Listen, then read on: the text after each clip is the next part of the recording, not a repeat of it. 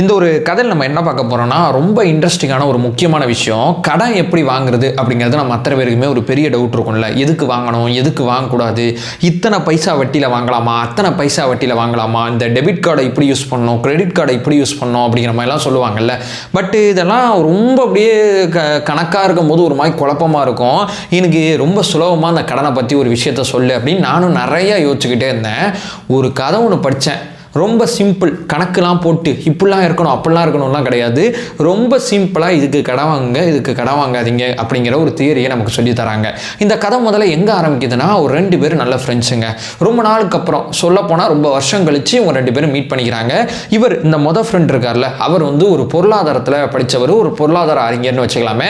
அது சம்மந்தப்பட்ட ஒரு துறையில் அவர் வேலை பார்த்துட்டு இருக்கார். இவர் 2வது இருக்கக்கூடிய அந்த நண்பர் பார்த்தீங்கன்னா ஒரு நடுத்தர வர்க்கம். அவர் ஒரு ஆஃபீஸ் போயிட்டு அவர் பாட்டு ஒரு ஒர்க் பார்த்துக்கிட்டு இருக்கார். ஒரு சாஃப்ட்வேர் சம்மந்தப்பட்ட ஒரு துறையில் வேலை பார்க்குறான்னு வச்சுக்கலாமே.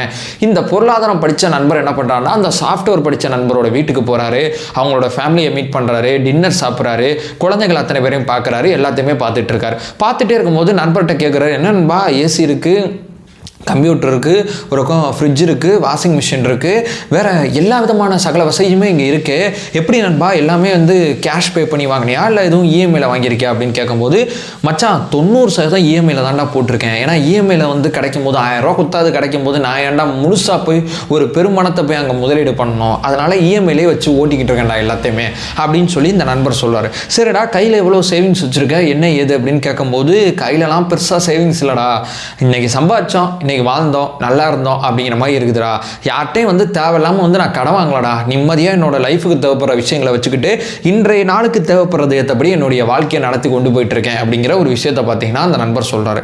சரிடா ஓகேடா அப்படின்னு சொல்லிட்டு இந்த நண்பர் வந்து அப்படியே கிளம்பி போயிடுறாரு. அதுக்கப்புறம் ரொம்ப நாளுக்கு அப்புறம் என்ன நடக்குதுன்னா, இவருக்கு ஏன் நம்ம நண்பன் வந்து இந்த பொருளாதார சார்ந்தெல்லாம் நிறையா பேசக்கூடியவன், நம்மள்ட்ட ஒரு கொஸ்டின் கேட்டான், நம்ம சொல்கிற பதிலை வந்து ஏற்றுக்கிட்டு அவன் பாட்டு மண்டே ஆட்டிட்டு போயிட்டானே, பின்னாடி எதுவும் நமக்கு சொல்ல வந்து நம்ம எதுவும் சொல்ல வந்தால் தப்பான வச்சுப்போமோ அப்படின்னு சொல்லி சொல்லாமல் போயிட்டானா அப்படிங்கிற ஒரு டவுட் இந்த நண்பருக்கு வருது. உடனடியாக தன்னுடைய நண்பனுக்கு கால் பண்ணி, மச்சான் நாளைக்கு உன்னோட வீட்டில் நான் அவனை மீட் பண்ணலாமா, எனக்கு ஏதோ ஒரு மாய் இருக்குதுடா, அவனை பார்த்தா சரியாக இருக்கும்னு தோணுது அப்படின்னு சொல்லி இந்த நண்பர் என்ன பண்ணுறாரு, சரி நம்மளோட நண்பரை போய் வந்து கேட்குறாப்புல அப்படின்னு சொல்லிட்டு வீட்டுக்கு வாடா அப்படின்னு சொல்லி வீட்டுக்கு கூப்பிட்டாப்புல. அவரோட வீட்டுக்கு போகிறாப்புல. அவரோட வீட்டில் போய் பார்க்கும்போது பெருசாக பார்த்தீங்கன்னா இந்த நண்பர்கிட்ட இருந்த செட்டப் எல்லாமே இன்னும் நல்லாவே இருக்குது. அதாவது இவர் வந்து ஒரு டன் ஏசி வச்சுருந்தாருனா இவர் 2 டன் ஏசி வச்சிருக்காரு, இவர் ஒரு சின்ன ஃப்ரிட்ஜ் வச்சுருந்தாருனா இவர் பெரிய ஃப்ரிட்ஜ் வச்சிருக்காரு. இந்த மாதிரி வந்து எல்லாமே ரொம்ப தெளிவாக ரொம்ப பயங்கரமாக இருக்குது, பிரம்மாண்டமாக இருக்குன்னு நம்ம சொல்லுவோம்ல. வீடே பிரம்மாண்டமாக இருக்குது, வீட்டில் இருக்கக்கூடிய பொருட்கள்லாம் இன்னும் கொஞ்சம் பிரம்மாண்டமாக இருக்குது. இதுக்குடா நம்மள்ட்ட அந்த கொஸ்டின் கேட்டான். சரி இவன் இதெல்லாம் இல்லாமல் இருப்பான், அதனால நம்ம வாங்கினதுனால நம்ம தப்பு சொல்கிறானோ அப்படின்னு நான் நினச்சேன். வந்து பார்த்தா எல்லாம் நம்மளோட பயங்கரமாக வச்சுருக்கான், நம்மளையும் தேவையில்லாமல் அந்த கொஸ்டின் கேட்டான் அப்படிங்கிறது மனசுக்குள்ளேயே இந்த நண்பர் வந்து யோசிக்கிறாப்புல. அதுக்கப்புறம் அப்படியே அவங்களோட ஃபேமிலியை மீட் பண்ணுறாங்க, அப்படியே பேசிக்கிட்டே இருக்காங்க.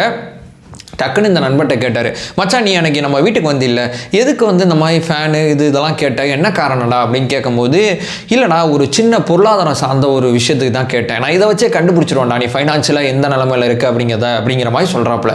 எனக்கு புரியலடா அப்படின்னு சொல்லி கேட்கும்போது, இப்போ நீ சொன்ன பார்த்தியா எல்லாமே இஎம்ஐயில் வாங்கினேன்னு, இப்போ என் வீட்டில் இருக்கிற எதையுமே நான் இஎம்ஐயில் வாங்கலை, எல்லாமே முழுசாக கேஷ் பே பண்ணி தான் வாங்கிடுவேன் அப்படிங்கிற ஒரு விஷயத்த சொல்கிறாப்புல. ஏன்னா நீயும் வாங்கிட்டேன் நானும் வாங்கிட்டேன், நான் கேஷ் கொடுத்து வாங்கினேன்னு நீ சொல்லலை, அதாவது நான் கேஷ் கொடுத்து வாங்கலை நீ கேஷ் கொடுத்து வாங்கினேன், இதுதான் 2 பேருக்கு வித்தியாசம், இதில் என்னடா இருக்குது அப்படின்னு கேட்கும்போது, அதற்கு அந்த நண்பர் சொல்கிறாரு, மச்சான் இங்கே தான் நீ தப்பு பண்ணுற, அதாவது ஒரு விஷயத்துக்கு எப்போ கடன் வாங்கணும் எப்போ கடன் வாங்கக்கூடாது அப்படிங்கிறத பற்றி ஒரு தெளிவான இடத்துக்கு வந்துரு அப்படிங்கிற ஒரு விஷயத்த சொல்கிறாரு. கடன் வாங்குறது கடன் வாங்காதக்குள்ளே எதுவும் தெளிவு இருக்கா அப்படின்னு கேட்கும்போது, இருக்குதுடா மாப்பிள்ள, இதை வெளியே யாரும் சொல்ல மாட்டாங்க அப்படிங்கிற மாதிரி சொல்கிறாப்புல. அதாவது நீ ஒரு விஷயத்துக்கு கடன் வாங்க போறீன்னா அந்த கடன் வாங்குற பணம் உனக்கு இன்னும் கொஞ்சம் பணம் பண்ணி கொடுக்கணும், அப்போ தான் நீ கடன் வாங்கணும், இல்லைனா நீ கடன் வாங்கக்கூடாது அப்படின்னு சொல்கிறாப்புல. டே நைட் ஆகி போச்சு, ஆல்ரெடி நான் வீட்டுக்கு வேற போகணும், தலை வலிக்குது, கொஞ்சம் புரிகிறபடி சொல்கிறா அப்படின்னு சொல்ல போனால், இப்போ நீ இந்த ஏசியை வந்து கடன் வாங்கி வாங்குற, இந்த ஏசி உனக்கு சம்பாதிச்சு கொடுக்குமா அப்படின்னு கேட்டால் சம்பாதிச்சு கொடுக்காதுடா, அது உன்னோட வாழ்க்கையை சொகுசாக மாற்றும். இந்த ஃப்ரிட்ஜ் வந்து நீ கடன் வாங்கி வாங்குற, இந்த ஃப்ரிட்ஜ் உனக்கு சம்பாதிச்சு கொடுக்குமானா சம்பாதிச்சு கொடுக்காரு, இல்லை இந்த டிவி கடன் வாங்கி வாங்குற சம்பாதிச்சு கொடுக்குமானா சம்பாதிச்சு கொடுக்காரு, கார் கடன் வாங்கி வாங்குற சம்பாதிச்சு கொடுக்குமானா சம்பாதிச்சு கொடுக்காது. அப்போ நீ கடன் எதுக்கு வாங்கணும்னா, நீ வந்து ஒரு 10 லட்சம் லட்ச ரூபாய்க்கு ஒரு தொழில் பண்ணணும்னு ஆசைப்படுறேன். உங்ககிட்ட ஒரு 5 லட்ச ரூபா இருக்குது.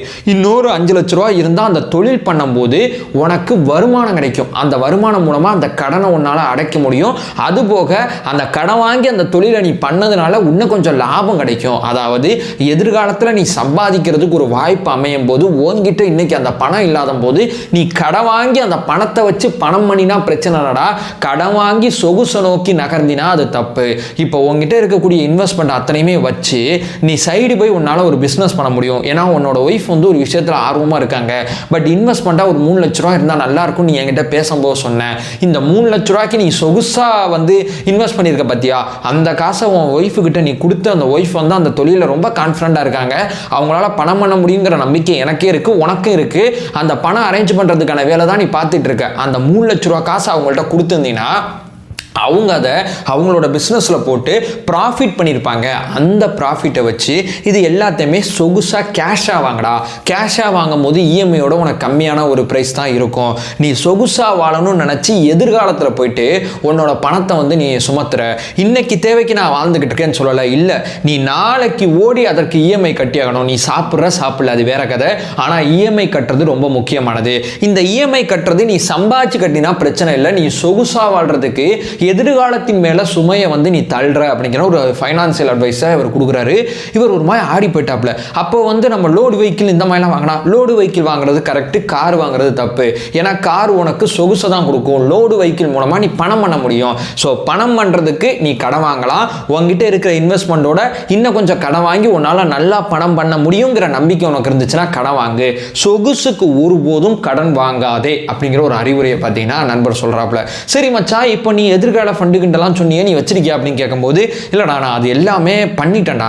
பண்ணிட்டு என்கிட்ட இருக்கிற காசு வந்து சும்மா இருக்கக்கூடாதுங்கிறதுனால இப்போ இருக்கிற லைஃப் ஸ்டைலோட நான் இன்னும் கொஞ்சம் சொகுசாக இருக்கலாம்னு சொல்லி சொகுசை நோக்கி நான் அப்டேட் பண்ணேன். நான் என்னுடைய ரொம்ப அவசரத்துக்கு தேவைப்படுற பணத்தை ரெடி பண்ணிட்டேன். என் குழந்தைகளுக்கு தேவைப்படுற எஜுகேஷனுக்கு தேவைப்படுற விஷயங்களுக்கு நான் ஆரம்ப பள்ளி போட்டேன். இந்த மாதிரி விஷயங்கள்லாம் நான் பண்ணிட்டு அதுக்கப்புறம் தான் நான் சொகுசை நோக்கி நகர்றேன். ஏன்னா இப்போ இருக்கிற நிலையோட நான் மோசமாக போயிடக்கூடாது. அதை முதல்ல சரி பண்ணணும். அதுக்கப்புறம் நான் மேம்பட்ட நிலைக்கு போகலாம். இப்படி தான் என்னுடைய ஃபைனான்ஸை நான் ஐடியா பண்ணுறேன் அப்படின்னு சொல்லி இந்த நண்பர்கிட்ட சொல்கிறாரு.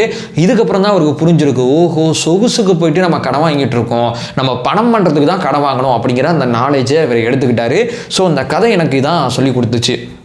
சொகுசுக்கு என்றைக்குமே கடன் வாங்காதீங்க, பணம் பண்ணுறதுக்கு கடன் வாங்குங்க அப்படிங்கிற ஒரு விஷயத்தை மட்டும் இந்த வீடியோவில் டேக்அவேவாக எடுத்துக்கங்க. இது மட்டும் இல்லாமல் இந்த மாதிரி சுய முன்னேற்றம் சம்மந்தப்பட்ட விஷயங்கள்லாம் நிறையா கதை வடிவில் படிக்கும்போது சும்மா உட்காந்து அட்வைஸ் பண்ணுறதோட அந்த கதை மாதிரி தெரிஞ்சுக்கிட்டா அது கொஞ்சம் நல்லா இருந்துச்சு. அந்த ப்ராசஸில் நான் இருக்கேன். உங்களுக்கு வேறு எதுவும் இந்த மாதிரி வந்து ஐடியாஸ் தேவைப்படுச்சுன்னா அந்த சேனலை சப்ஸ்கிரைப் பண்ணி தொடர்ந்து சப்போர்ட் பண்ணுங்கள். அதை சொல்லிட்டு இந்த வீடியோ நான் எண்ட் பண்ணிக்கிறேன். நம்ம சேனலை ஃபர்தராக ஃபாலோ பண்ணால் சுய முன்னேற்றம் சார்ந்த ஒரு மிக முக்கியமான பகுதியை நோக்கி நம்ம நகர்ந்து போயிட்டுருக்கோம். அது ஒன்று தான் நம்மளோட பிரதானமான இலக்கு. ஸோ அடுத்த ஒரு பதிவில் நம்ம பார்க்கலாம். நம்மளோட ஒரே இலக்கு அறியாமை அகற்ற வேண்டும், அறியாமை அகற்றப்பட வேண்டும். Thank you so much.